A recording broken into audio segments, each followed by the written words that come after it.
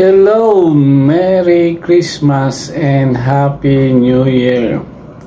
May mga Bible na pinamimigay. Why reading God's Word is very important, no? Yung tinatawag natin, nag-i-engage ka sa Word of God.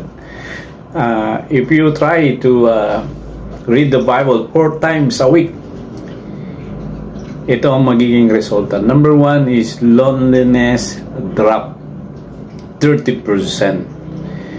Anger drop 32%. Bitterness in relationship, especially sa married, drop 40%.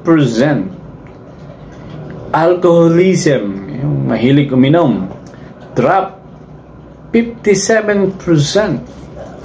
Sexual sin, such as pornography, drop 59%. Feeling spiritually stagnant, drop 62%. Sharing one's faith, jump 200%.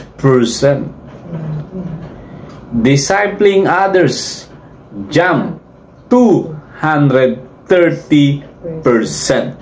That's the importance of Bible reading 4 times a week. Thank you.